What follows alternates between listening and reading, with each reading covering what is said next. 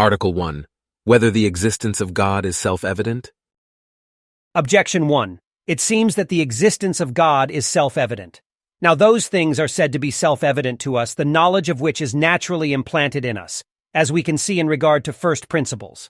But as Damascene says, Exposition of the Orthodox Faith 1:1-3, the knowledge of God is naturally implanted in all. Therefore, the existence of God is self-evident. Objection 2.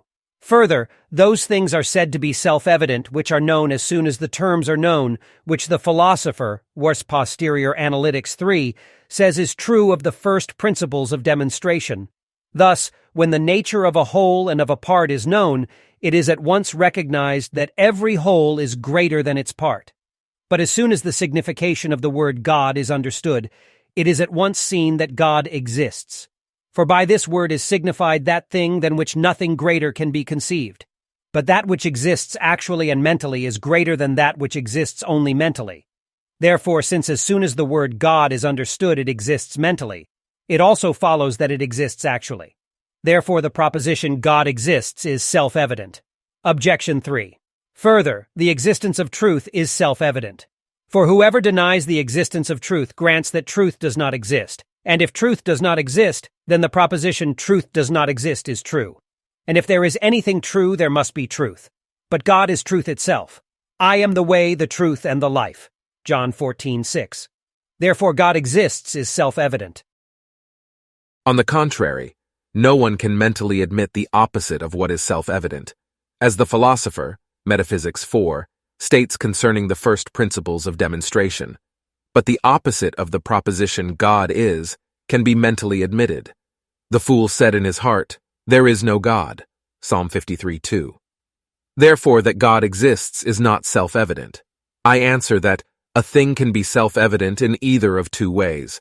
On the one hand, self-evident in itself, though not to us.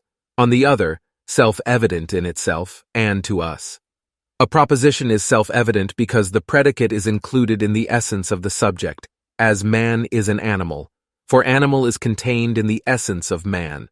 If, therefore, the essence of the predicate and subject be known to all, the proposition will be self-evident to all. As is clear with regard to the first principles of demonstration, the terms of which are common things that no one is ignorant of, such as being and non-being, whole and part, and such like. If, however, there are some to whom the essence of the predicate and subject is unknown, the proposition will be self-evident in itself, but not to those who do not know the meaning of the predicate and subject of the proposition. Therefore it happens, as Boethius says, in Whether All That Is Good, that there are some mental concepts self-evident only to the learned, as that incorporeal substances are not in space. Therefore I say that this proposition, God exists, of itself, is self-evident. For the predicate is the same as the subject, because God is his own existence, as will be hereafter shown, in PrimaPars 3:4.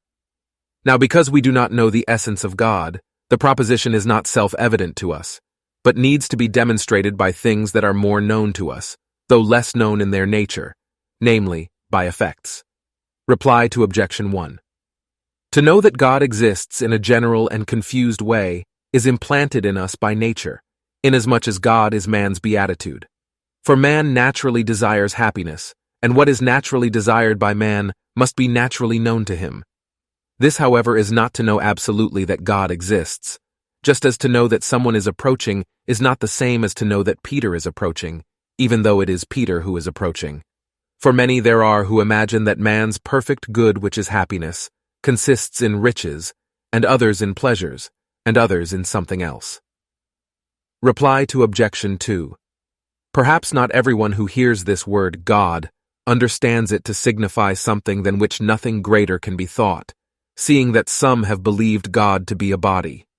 Yet granted that everyone understands that by this word God is signified something than which nothing greater can be thought, nevertheless it does not therefore follow that he understands that what the word signifies exists actually, but only that it exists mentally. Nor can it be argued that it actually exists, unless it be admitted that there actually exists something than which nothing greater can be thought, and this precisely is not admitted by those who hold that God does not exist. Reply to Objection 3. The existence of truth in general is self-evident, but the existence of a primal truth is not self-evident to us.